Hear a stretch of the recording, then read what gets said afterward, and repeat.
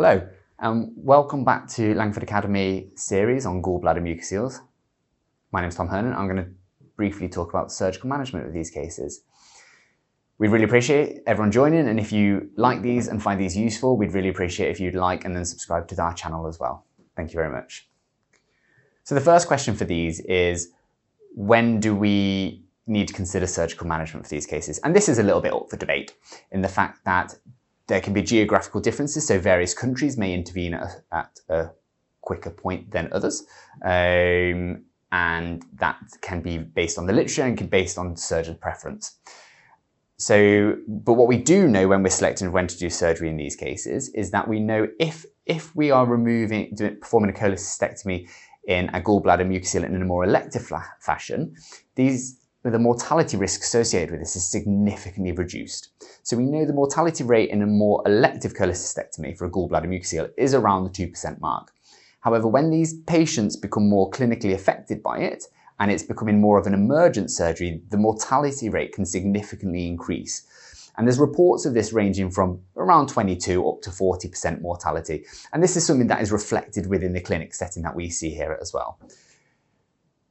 There is a question of the higher grade gallbladder mucocoeles. Should they be operated on more sooner than others? And I think what we do know is that generally medical management of these gallbladder mucocoeles, once they start to become a bit more of a mature mucocele, the medical management is generally not very successful. So we recommend surgery quite quickly in these patients. So in patients that we see with identify incidental gallbladder mucocoeles, we'd be recommending cholecystectomy for these cases. If we're faced with a gallbladder mucocele which is ruptured, that is a clear surgical indication. These patients should not be medically managed, and these are patients that would strongly be pushing for surgery for these cases. It's been shown that dogs that undergo surgical management have a longer survival time than those which are medically managed, and that reflects in the fact that we generally see a reduced chance of a cure with these cases when treated medically. Now, the surgical management of these cases generally consists of two options. So we have our open cholecystectomy, and the indications for this is generally any gallbladder mucocele, in particular, if there is a mature distended gallbladder mucocele and if there is common bile duct dilation. If there is a suspicion of a ruptured gallbladder mucocoeles, these are the ones that we then generally proceed with an open cholecystectomy. More commonly, or sort of increasingly commonly, is the laparoscopic cholecystectomies. And these are generally used for cases that are less mature, intact gallbladder mucocoeles with minimal to no common bile duct distension. So these are the cases which are more in an elective fashion in the majority of cases. So with our open cholecystectomy, this is a relatively routine surgery at referral level. We start this by a midline coleotomy.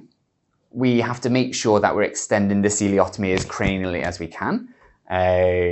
We want to then bluntly dissect the gallbladder out of the hepatic fossa, identify the cystic duct, and there we then opt to ligate it prior to transection.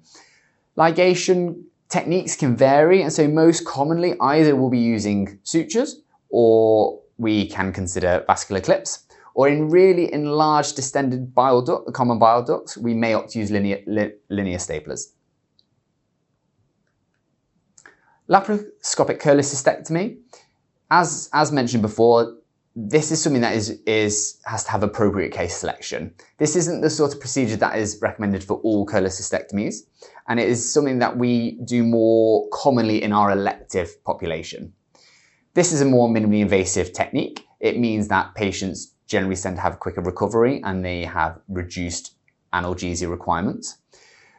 We perform this in a 3 to 4 port technique, and so this usually requires the placement of 3 5mm cannulae and then occasionally a 10mm cannulae, which makes up our 4th port. On the image on the screen, you can see that we have our ports placed, one at a supraumbilical region, then we have it generally to the right, 2 more to the right of that, and then our 4th port, which is usually a larger port, our 10mm port, will be placed on the left side, just in a paracostal location. This technique is more challenging, it requires more equipment, it requires more expertise, and it also requires an assistant. You can't perform this without an assistant, as there needs to be someone holding the camera while manipulation of the other instruments is occurring. Flushing of the common bile duct in these cases is controversial within the veterinary literature. There's discussion of whether this should be done in a retrograde or a normograde fashion. So a retrograde fashion means that we open up the duodenum, identify the papilla, and catheterize the common bile duct that way, flushing the common bile duct from there and seeing fluid appear then either from the gallbladder or once the gallbladder is removed from the cystic duct. A normograde approach is where we do a stab incision into the actual apex of the gallbladder and pass a catheter down and then manually try and flush the cystic duct through that way. Some people have significant concerns without performing these cases because there's concerns of whether or not there is a level of obstruction as a result of gallbladder mucocele. There's minimal evidence to support the use of flushing in the common bile duct, with a recent prospective study comparing flushing and non-flushing of the common bile ducts, and there was no increase in complications in biochemical variables or mortality rates. So it's not something we routinely do. Complications, it's important to be aware of complications that may occur.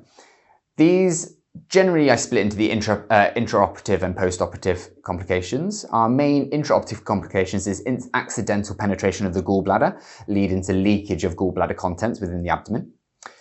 Accidental ligation or damage to the biliary ducts. So we have to be a little bit cautious when we're going to the neck of the gallbladder and extending down the cystic duct. In some dogs, the first hepatic bile duct can join in quite a high location, so there's a very, very small area of the cystic duct. So clear visualization to identify these is important. We can see hemorrhage. This generally tends to be mild, however we are dissecting the gallbladder out of the liver and therefore hemorrhage is a risk. There are subserosal techniques that may reduce this risk significantly. However, they can be more challenging and more likely to lead to a potential risk of penetration of the gallbladder. Post-operatively, we need to be aware of biliary leakage. We need to be aware of pancreatitis and regurgitation, which are common things we may see. Some of these patients may develop marked abdominal pain. And then, as with all surgeries, monitoring for surgical site complications. Thank you. If you've enjoyed this, tune into our next webinar, which is going to be consistent of post-operative management of the gallbladder mucoceles. Thank you.